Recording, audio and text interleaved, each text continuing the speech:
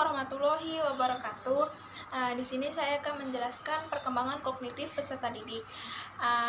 Kognitif ini sendiri adalah teori di mana belajar itu lebih mementingkan prosesnya daripada hasilnya. Karena belajar itu tidak sekedar melibatkan hubungan antara stimulus dan respon, namun lebih dari itu karena belajar itu melibatkan proses berpikir yang sangat kompleks. Menurut Jean Piaget, perkembangan kognitif adalah perkembangan seorang anak yang terjadi secara bertahap dan lingkungannya pun tidak dapat mempengaruhi perkembangan pengetahuan anak itu sendiri.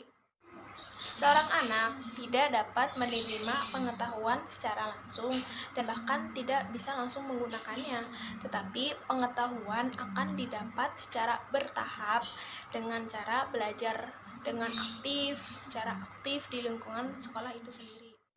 Faktor yang berpengaruh dalam perkembangan kognitif itu ada 3. Yang pertama, fisik. Yang kedua, kematangan. Dan yang ketiga, pengaruh sosial. Tahap perkembangan kognitif dibagi menjadi 4. Yang pertama, tahap sensori motor, usia 0 sampai 2 tahun.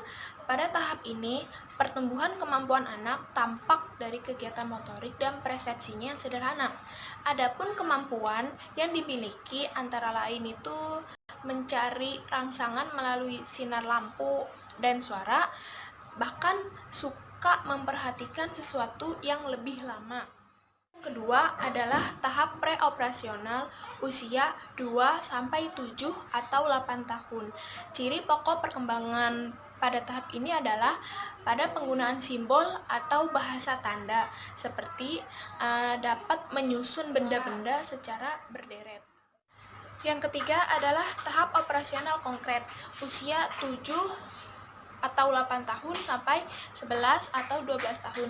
Ciri pokok perkembangan pada tahap ini adalah anak sudah mulai menggunakan aturan-aturan yang jelas dan logis, yang ditandai adanya reversibel dan kekekalan.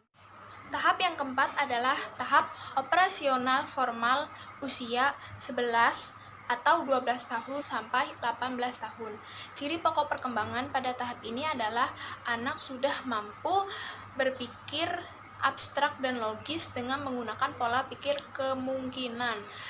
Bahkan anak pun sudah mampu untuk menarik kesimpulan, menafsirkan sesuatu, bahkan mengembangkan daya pikirnya. Proses belajar yang dialami seorang anak pada tahap sensori motor tentu akan berbeda dengan proses belajar yang dialami oleh seorang anak pada tahap preoperasional, dan akan berbeda pula dengan mereka yang sudah berada tahap operasional konkret dengan mereka yang berada pada tahap operasional formal.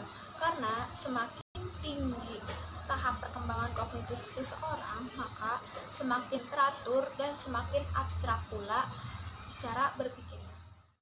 Sekian penjelasan dari saya mengenai perkembangan kognitif peserta didik. Kurang lebihnya mohon maaf. Wassalamualaikum warahmatullahi wabarakatuh.